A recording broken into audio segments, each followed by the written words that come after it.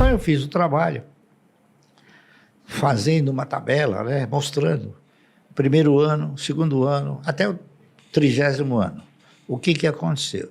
E aquele trabalho mostrou uma coisa interessante. No 8º ano, você já não precisava tirar dinheiro do bolso para comprar. Os ganhos, Já eles se eram sustentava. suficientes para suportar as compras de 1.000 ações por mês. O que era um negócio que eu não sabia, fiquei sabendo porque eu fiz o trabalho. E esperançoso de que as ações pudessem efetivamente proporcionar uma renda mensal digna, eu denominei esse trabalho de Ações Garante o Futuro. Eu não tinha certeza, eu tinha esperança, não é isso? Uhum. E eu fiz o trabalho, aí o presidente da CESP mandou me chamar. O presidente da CESP, na era um cidadão chamado Lucas Nogueiras Garcês. Ele foi governador do estado. E o diretor financeiro era um cidadão chamado Moacir Teixeira. Aí eu fui, conversei com ele, ele me chamou lá no salão nobre lá da CESP. Chegou para mim e falou, seu Márcio, eu quero comprar o seu trabalho. Falou umas 10 vezes. E eu falei 10 vezes para ele, mas eu não fiz o trabalho para vender. Uhum. Fiz o trabalho porque eu sou do mercado e eu quero mostrar a minha contribuição para o mercado, se é que ela tem alguma validade. Não, ele elogiou o trabalho. Até que no fim eu cheguei para ele e falei assim, me diga uma coisa, para que o senhor quer o trabalho? Ele falou, eu quero o trabalho porque eu vou editar esse trabalho. Eu peguei o trabalho e falei, não precisa me pagar nada. Ele ficou assim, ele falou, sabe de uma coisa? Eu vou mandar fazer esse trabalho e vou botar o seu nome, coisa que eu jamais faria. E ele fez. Mandou editar o trabalho com o meu nome. Ações Garante o Futuro. Então, agora eu tenho dito para ela o seguinte, esse título que eu coloquei era o título da esperança, tá certo? E hoje? O que eu diria hoje? Eu modificaria esse título? Claro. Eu acrescentaria um O. Então, Ações Garante um ótimo futuro. Com certeza, né? Deu Essa certo aqui é no final. Deu certo. E Então, agora está aprovado, né? Depois de então tanto é tempo. uma coisa que, seguindo os padrões de comportamento que eu segui, a disciplina que eu sempre procurei desenvolver e a paciência, não é isso? Tudo isso acabou sendo muito importante, porque ações elas foram feitas para comprar, não para vender, entendeu? A maioria, a primeira pergunta que o cidadão faz quando ele quer entrar no mercado, ele fala, e a hora de vender? Fala, mas não a ação não é para vender, é para comprar. Talvez nunca tenha hora de vender. Porque, veja bem, é um contrassenso você imaginar que você vai formatar uma carteira de renda mensal, comprar as ações para que essa carteira possa sustentar uma renda mensal.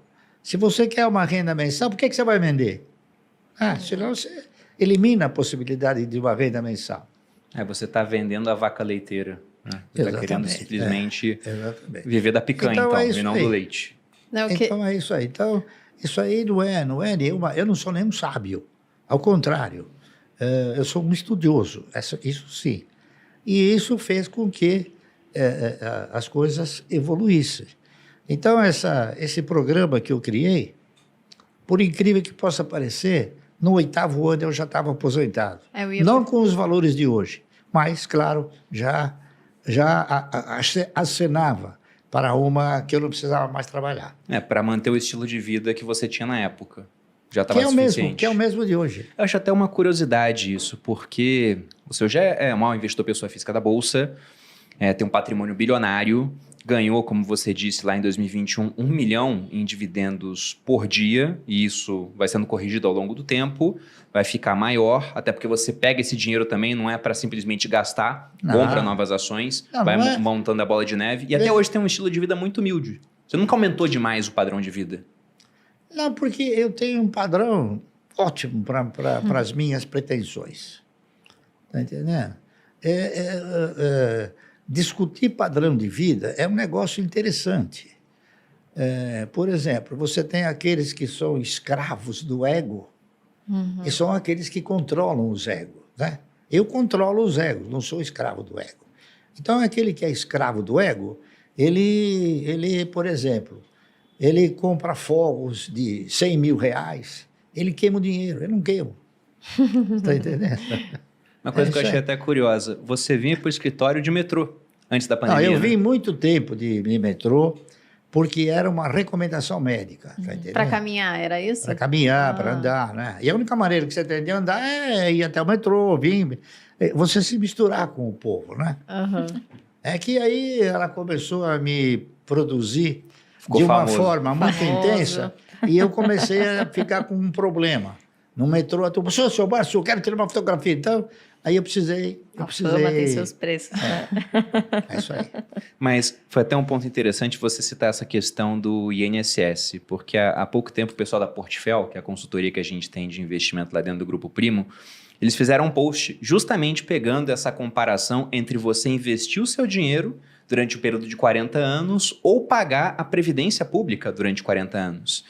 E não é um ou outro, porque se você trabalha e não contribui com a Previdência, isso pode ser enquadrado até como crime de sonegação previdenciária. Então, é um imposto, você é obrigado a pagar. E aqui eles colocaram, né, a contribuição para o INSS de 350 ou investir 350 de maneira mensal em algo que tem uma taxa de retorno de 10% ao ano.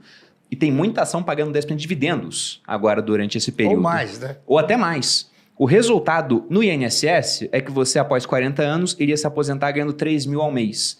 E no momento que você morre, Depende- zero de patrimônio para tua família. Depende de quanto você contribui. Por exemplo, eu nunca deixei de contribuir para o INSS porque eu recebia honorários, enfim, recebia comissões, tá certo? Mas eu sempre contribuí pelo mínimo. É, a melhor coisa que tem. Então o que aconteceu? Eu contribuí obrigatoriamente pelo mínimo para a Previdência e aleatoriamente para aquilo que é a formação de uma carteira de renda mensal. Uhum. Então, hoje, eu sou aposentado com R$ 500 por mês. O que daria para fazer com esse dinheiro? Né? Se R$ 500. se fosse uma pessoa fazendo esses aportes, R$ 500 né? por mês. R$ 500. Então, por que é R$ 500 se o salário mínimo é 1.200, né? É que eu recebo 1.200 para pagar 700 de INSS. Os honorários. Porque eu recebo honorários, não é isso? E ainda pago INSS. Quer dizer, Então, o líquido ainda seria sustento isso. alguém.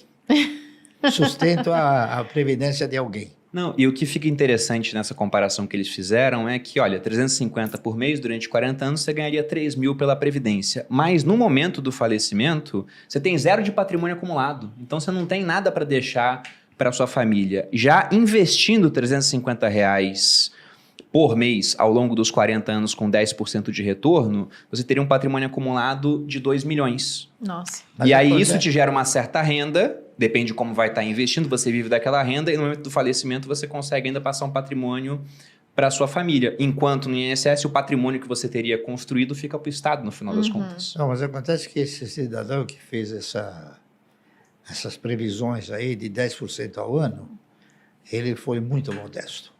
Ah, é. Mas na internet tem que ser modesto. Não, Muito mas diz, em termos de rentabilidade, Isso. dá para ser muito mais. Muito mais. Bastante mais. Como a gente estava comentando aqui, tem várias ações pagando mais de 10% de dividendo apenas nessa questão dos últimos 12 meses. Algumas muito mais do que isso Olha, durante esse período. Até por isso que eu fiquei curioso para saber se você tinha Deixa eu feito a até conta. falar uma coisa para você. Existem ações pagando mais de 100%, mais de 200%, mais de 300%. Por quê? Por exemplo, você tem ações que comprou há 15 anos atrás, 10 anos atrás, por R$1, tá certo? E hoje você recebe R$10 de dividendo. O teu custo é R$1. Sim, já ficou lá para trás. Então, se você não compra mais, o teu custo, o retorno é muito superior. Não é isso? Que é o yield on cost. É que isso que você está falando é se você comprar agora, já. Uhum. Mas se você olhar para um pouco do passado, por exemplo, eu tenho ações que eu paguei 25, 30 centavos e ela já me pagou R$20 de dividendo. Quanto é isso aí? É 100 vezes mais. 300, 400, 500, 1000% a mais.